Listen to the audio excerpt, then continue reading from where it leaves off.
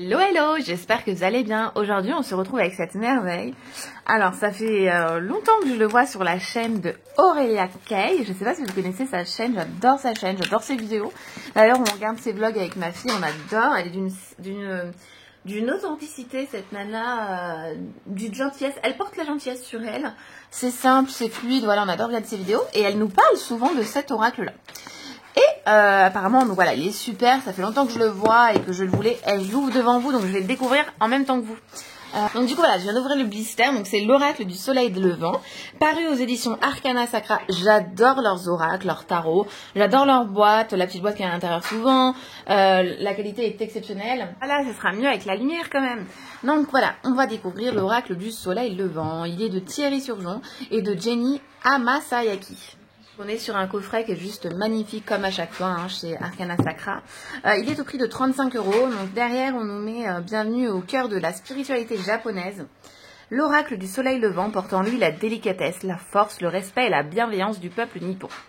Les 60 cartes illustrées avec un grand sens du détail sont autant un outil de développement personnel que les messagères et de prédictions claires et intenses. Le livre fourmille d'anecdotes et d'informations poussées qui présentent de multiples facettes de ce pays fascinant. Et pourtant méconnu, il propose également des exemples de tirage et un travail minutieux sur la signification des cartes. Accessible à tous et à toutes, cet oracle vous immerge dans la culture japonaise avec passion et simplicité.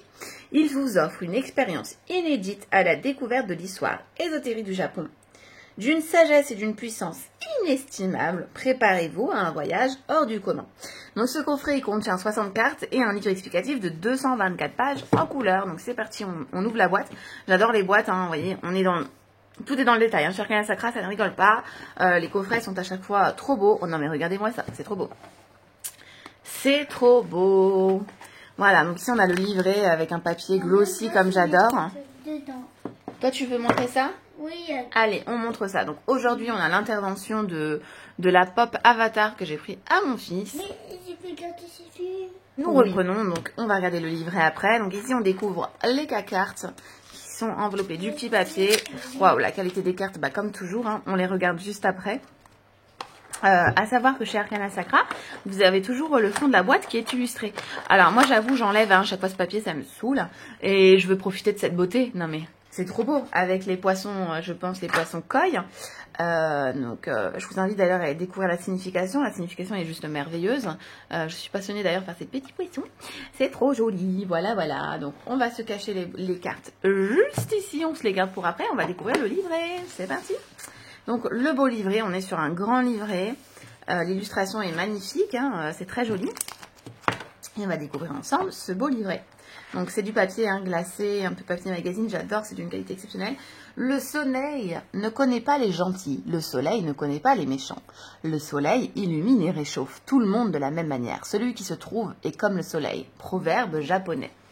Donc, ici, on découvre le joli sommaire.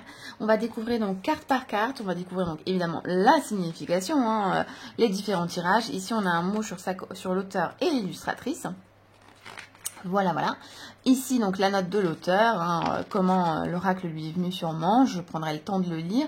L'introduction ici, donc, l'oracle du soleil levant a été élaboré autour de 60 lames, merveilleusement illustré par Jenny Amasaki, à partir de mes idées et croquis. Chaque carte, à sa façon, offre un petit fragment de la vie japonaise, représenté par les symboles les plus puissants de leur quotidien et de leur spiritualité ancestrale. Le potentiel énergétique qui rayonne autour de ces images a pour vocation d'éclairer votre chemin. Ce jeu a été créé à des fins prédictives en vous révélant des événements futurs potentiels, mais plus importants encore selon moi. Il peut attirer votre attention sur les changements que vous pourriez mettre en place pour prendre pleinement possession de votre pouvoir intérieur. L'oracle du soleil levant porte en lui la délicatesse, la force, le respect et la bienveillance du peuple japonais. Et c'est en cela qu'il vous donnera l'opportunité de mettre le doigt sur les zones sombres de votre moi et qu'il vous apportera toute la lumière que vous méritez. Pour votre développement personnel, chaque lame a été illustrée en respectant scrupuleusement les traditions nippones, que j'ai découvertes lors de nombreux voyages. Certaines croyances issues du shintoïsme et du bouddhisme sont tellement ancrées dans les mœurs japonaises qu'il est difficile de les en dissocier. Donc voilà, après on vous explique, je ne vais pas vous spoiler parce que si vous l'achetez, autant que vous le découvriez vous-même. Moi, je prendrai le temps de lire hein, le livret. J'aime beaucoup en plus les livrets de chez Arcana, c'est souvent très bien conçu. Donc ici, préparez votre tirage. On vous prépare donc, à faire un tirage. Et là, j'ai vu dans le sommaire qu'on avait quand même pas mal de tirages, donc c'est trop chouette. On a le tirage du soleil levant, Le tirage du bonsaï. En plus, vous voyez, ils n'ont pas dénaturé. On est resté sur des termes typiquement japonais, je pense. Le tirage du sakura, donc un tirage à 5 cartes. Et du coup, on vient bien vous expliquer qu'est-ce que chaque carte va représenter. C'est trop chouette. C'est trop chouette. Le tirage du mont Fuji. Moi, je pense que j'essaierai ces différents tirages pour m'approprier un petit peu le jeu, apprendre à le découvrir du coup petit à petit. Le tirage des arts martiaux, je pense que je vais commencer celui-ci. Petite, j'ai moi-même fait des arts martiaux pendant longtemps. J'aimais bien, je sais pas pourquoi j'ai arrêté d'ailleurs. Tirage du tori. Hop. Voilà, on en a plein. Tirage des 12 maisons, génial. Oh, génial, génial. Trop chouette. Exemple de tirage, non mais c'est super. Et ensuite, la signification des cartes. Donc là, on est vraiment sur quelque chose de très concret, de complet. Donc à chaque fois, j'imagine qu'on va retrouver un proverbe japonais. Oui. Donc on va retrouver à chaque fois un proverbe japonais, l'interprétation générale, l'affectif, le professionnel, le matériel, les mots-clés, la carte inversée et le personnage. Et ce qui est top, c'est qu'on retrouve à chaque fois la carte, donc la carte illustrée en couleur. Et à chaque fois, voilà, donc quelque chose de très simple. Ce qu'on fera, c'est que après, je vais tirer une carte avec et puis on va aller lire les messages. Je pense que ça va être bien pour le découvrir. Donc ce pour tout le livret. C'est super, c'est hyper complet, dis donc. On n'est pas sur juste une signification. Et à la fin, voilà, c'est souvent le cas chez Arcana, on a de quoi prendre des notes, donc c'est chouette, pour ceux qui aiment prendre des petites notes. Voilà, donc pour le livret, on va découvrir ensemble ce qui nous intéresse le plus, les jolies cartes. Tac. Donc les voici, les voilà.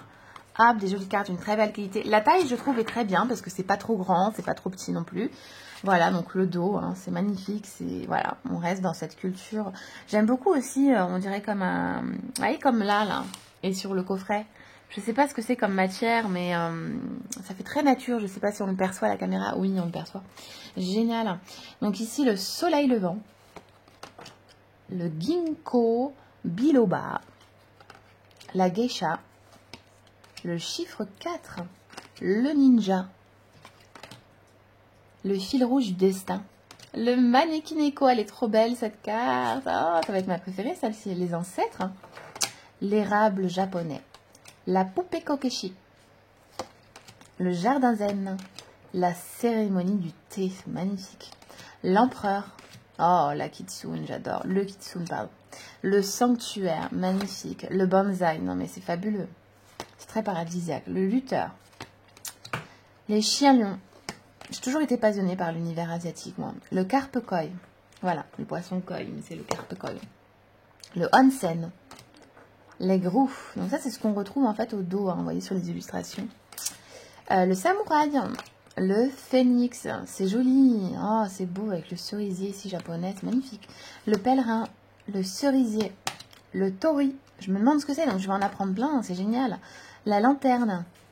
La pivoine, magnifique. Si ça vous dit, le dimanche, ce qu'on pourra faire sur Instagram, on pourra se tirer une carte avec et découvrir, soit je vous mettrai la photo du livret, soit je vous ferai une interprétation. Mais je me dis que ça peut être sympa d'avoir la photo du livret pour en découvrir plus, en fait, sur cet univers du soleil levant, pour le coup. Le chien Hachiko, oh, tellement mignon. L'enso, le calligraphe, la calligraphie. Le tatouage, le volcan, le daruma. Non, ça pareil, avant je connaissais pas du tout et depuis quelques temps, je me suis renseignée. J'ai acheté un bouquin d'ailleurs dessus. Un petit bouquin tout petit, un petit fascicule même, j'aurais dire que c'est vraiment petit. L'origami, mais très intéressant parce que c'est vrai qu'on connaît tous maintenant le Manekineko, mais il y a plein d'autres choses. La maison, l'éventail, j'adore les éventails. Le katana, le dieu de la foudre, la forêt. On va vers quel chemin là? Le fugu, le théâtre no, le cimetière, le yurei, l'estampe érotique, les arts martiaux, la pagode, l'anniversaire du temps, la vague, la femme, l'homme, les rizières, les évaporés, le tambour taiko, le pont sacré, très joli, Okinawa, la grenouille, oh ouais, trop belle, le haïku et le mont Fuji. Hop, donc on va aller se tirer une carte avec et on va les découvrir le message du livret. Enfin, je vais tout lire par rapport à ce message-là, hein, comme ça. Ah bah, on va pas en prendre 3 hein, quand même. Juste une. Juste une. Oh, écoutez, elle saute très bien. Hein. Un message. Super.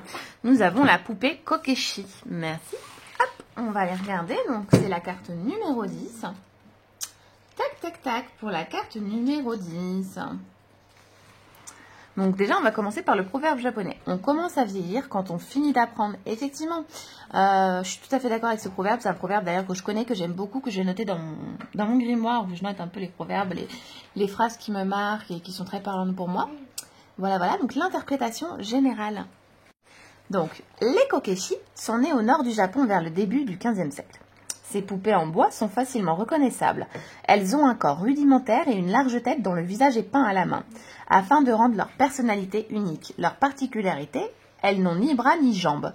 Pour certains, les kokeshi étaient autrefois des jouets pour enfants, alors que pour d'autres, il s'agissait d'un cadeau important que l'on offrait aux femmes désireuses d'avoir des enfants qui n'y arrivaient pas.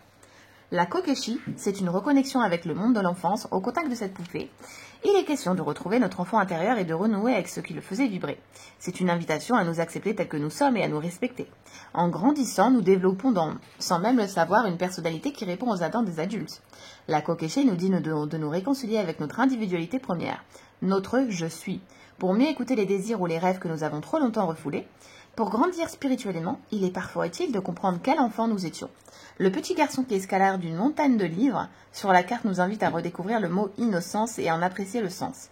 En effet, la kokeshi nous invite à balayer un temps de notion du bien et du mal, de ce qui nous est ou non normal, de ce qui se fait, qui ne se fait pas, et à nous connecter à ce que nous aspirons. La kokeshi, c'est l'enfant que nous sommes, celui que nous désirons avoir et celui qui nous accompagne à la fois. Nous n'avons pas à avoir peur de l'échec. Comme nous le rappelle le proverbe inscrit au tableau, tomber 7 fois, se relever 8. L'important est de s'exprimer.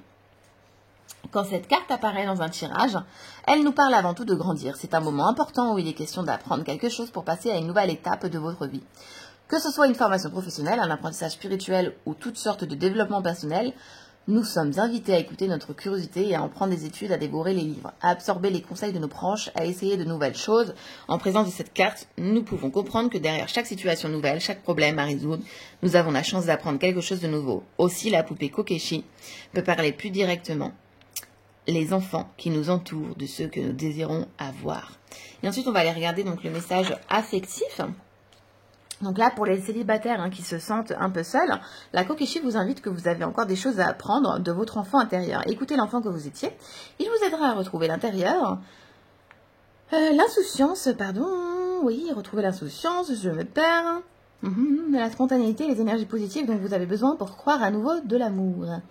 En l'amour, votre vie sentimentale ne s'améliorera pas que si vous êtes en mesure de déverrouiller votre peur de la solitude et de votre manque de la confiance en vous.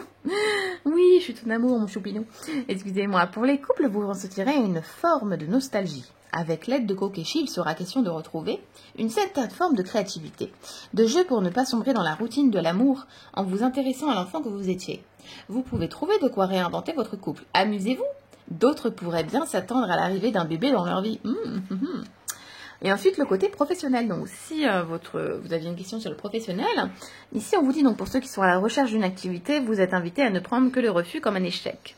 La Kokeshi vous invite à profiter de cette période pour continuer d'apprendre, peut-être en reprenant vos études ou en suivant une nouvelle formation professionnelle. Il y a peut-être une nécessité de vous perfectionner davantage. Et ensuite, ceux qui sont en poste, donc ceux qui travaillent, ceux qui ont un travail, même si vous êtes depuis longtemps dans cette entreprise, vous avez l'occasion d'apprendre de nouvelles choses, d'approfondir vos recherches dans un domaine ou un autre. Il peut être question de cours d'anglais offerts par votre patron, ou autre, d'un nouvel outil de travail qui demande un apprentissage particulier, par exemple de nouveaux dossiers qui demanderont à être analysés, retournés à l'école, pour un perfectionnement. Il faut voir cela comme une belle occasion de gagner du galion par la suite. Ensuite, le matériel, donc la présence de la Kokeshi peut indiquer que vous dépensez votre argent comme un enfant sans avoir conscience de sa valeur. Soyez prudent tout de même, vous pourriez vous mettre dans une situation plutôt désagréable financièrement. Attention. Les mots-clés, donc, avec cette carte, on nous dit donc l'enfant, l'apprentissage, grandir, les études, la formation, la jeunesse, la spontanéité, la pédagogie, la simplicité, la franchise, approfondir et laisser germer. Donc ça, c'est chouette parce que du coup, pour chaque carte, on a beaucoup de mots-clés. La carte inversée, donc si la carte est inversée, on vous met d'autres mots-clés, hein, la puérilité, la bêtise, mais là c'était pas le cas, l'ignorance, la crédibilité, la susceptibilité, la futilité, la mièvrerie, la superficialité, un souci avec un enfant. Et le personnage, donc, qui peut être représenté, là en l'occurrence, on parle d'un enfant, bébé, adolescent de moins de 18 ans, insouciant, spontané, crédule, puéril, un peu stupide parfois. Bon, on a bien compris hein, ce que cette carte voulait nous faire passer comme message. Bah écoutez, moi en tout cas je suis trop contente de la voir. Je remercie du coup Aurélia Kay d'en parler aussi souvent que ça. Parce que du coup ça m'a fait craquer, il était sur ma liste. Et c'est vrai que bon bah je me suis dit, allez, j'y vais parce que... manquerait plus que ça qu'il ne soit plus édité ou qu'il soit dévalisé, parce que ça peut arriver des fois, hein, ça m'est arrivé de mettre des oracles sur ma liste, d'attendre, et puis malheureusement ils ne sont plus édités, donc des fois ils sont trouvables hein, sur des sites de revente, mais à des prix astronomiques, et ça, je refuse. Donc voilà, bah écoutez, j'espère que cette présentation vous aura plu, j'espère que cet oracle vous plaira autant qu'il me plaît à moi, je suis impatiente de lire le livret, je pense que je vais me tirer une carte par semaine pour le découvrir au fur et à mesure, tranquillement mais sûrement. Et voilà, je suis impatiente de découvrir un peu cette culture et ces messages. Voilà, je suis trop contente. Mais écoutez, je vous fais des gros bisous. À bientôt.